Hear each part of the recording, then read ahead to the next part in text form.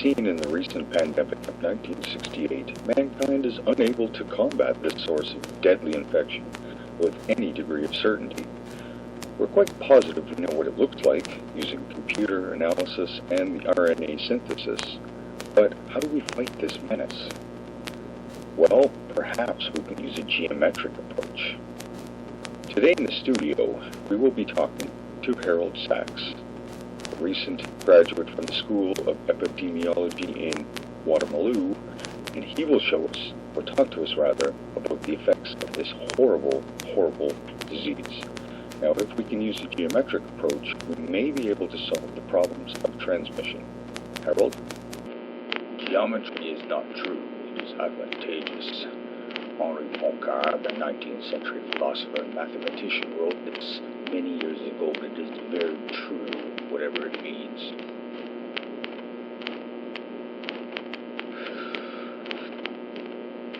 So now we will see the effects of the virus as evidenced here.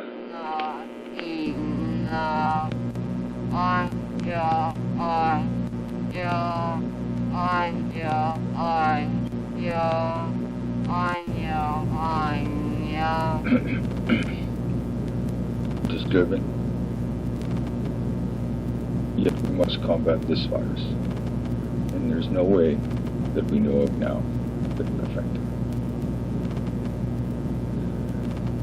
If we were to look at a video showing how this is, we can see that we have an outer layer which typically protects us against outside, but our lungs are susceptible, as always, to inhaled pathogens.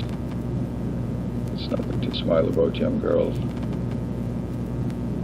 As we continue to express the need to protect our lungs, breathing becomes more difficult with the virus. The breathing passages become affected, and with every inhalation we bring more pathogen in. It's very difficult for us as scientists to determine how it is that with the breathing apparatus that is currently available to us, how we can combat the virus which comes in through the nose and mouth by various means. We must determine how this will be done. I suspect that geometry will be our savior if we can only adhere to the things that our future scientists will need to know. And these things will be demonstrated by my colleague. Okay, cool, man. So, like, if you were unique and there's like 2 in a row, you're gonna be good. So, you know, and then you gotta be like this. Like, you gotta be 2 people really far apart, right? Because that's the only way. And if you get 3 people, and like, that just doesn't work. So, like, now let's look at this. So, if you had 3 people, 6 of them in a row, but you can't do that, man. Like, you can't have like that guy there, that one over there no, you just can't do it. So then we're gonna skip over the 13 because that's unlucky, and we're gonna go right to like why you gotta be like that many people apart, and then the one there, like, they're in trouble, like, if it's like the lines. But if you got 2 people like crossing like in the street and stuff, or like you're in a like supermarket or liquor store, you gotta go that way, and you gotta stay like that. And that's what they're saying, man. Like, you just gotta do that. Professor Mancini is completely correct. This viral infection is a global phenomenon. From the equator to the poles, the virus is everywhere, and yet we are unable to check its course. But what is it that we can do? As you can see here along the equator, there's infection, yet as we get to the poles, the rate of infection decreases quite dramatically. Is it because of geometric phenomenon, or is there something more to it? Well, we're not sure, and yet we continue to strive for means of controlling the infection. If we were to draw a line, perhaps this long, and say, well, let's make it this long and curve it up like this, or perhaps out, Mancini has the answer. Let's ask him more and turn it over to Professor Mancini. Well, man, so like the cat was saying there, if he's like doing lines, if we walk in lines, maybe we won't get sick, or people won't get sick. So let's do an experiment this dude came up with, and we'll turn it over to Nigel. Maybe he can figure this out for us. So, ladies and gentlemen, in the studio I have the Geometron 9000, an instrument I have devised in order to examine this phenomenon. Mr. Mancini?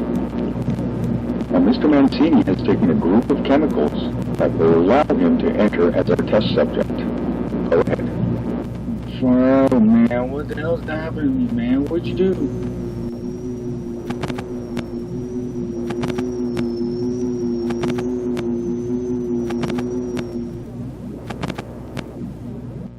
Oh, man, this is a bum trip, man. Look at this. Where the hell am I? What the hell did that guy do to me? He does seem a bit startled. Let's see what happens to him next. Oh man, screw this, man. I'm out of here. This sucks. Dirty hippie. Oh man, gotta get out of this goddamn thing. As Professor Mancini attempts his escape, we will note his movement from the epicenter for this experiment. Now, as he gets further away, we will see the determination of how the virus will affect him and at what time frame. So watch what happens as we expose Professor Mancini to the H1N7 virus currently being released at the epicenter of our experiment. The virus is now migrating towards the periphery where Professor Mancini currently resides. Watch what happens as the distance narrows. Oh man, sorry for this mess.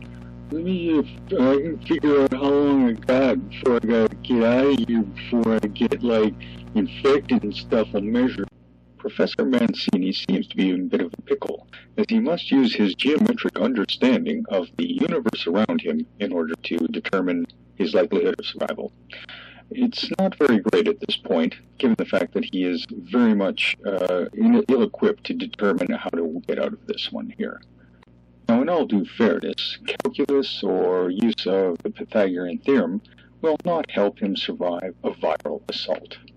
So I will give him a framework of reference with these two dots, hoping that perhaps he can figure things out. Oh, wait a minute. This is supposed to be like two people standing in line? Cause like, it's supposed to be 6 feet, man. You got like 4 feet there, and that's not, you're not far enough apart. His drug-fueled mind is trapped in a linear concept. Now watch what happens when we induce a further obstacle, with this line here stretching from point A to B. Man, I can't figure this out, man. I can feel the effects of the virus and getting all itchy and stuff. And now you're telling me that if they stand, you can't stand like that, even if it's only 5 feet like that. It don't make no sense. Nobody. Thus, Professor Mancini is doomed, as are many of his generation. This line, the artificial constructs, the virus does not lay heed. Yet, he continues to struggle with the geometry of the situation, never to see that the virus is coming straight for him despite the protection he feels. Many of his generation follow the same suit: drugs, alcohol, and permissiveness. This will be the downfall of our society. In conclusion, geometry cannot save us from viral infection, nor the hijinks and the hilarity of drug-induced hippie culture menacing society today.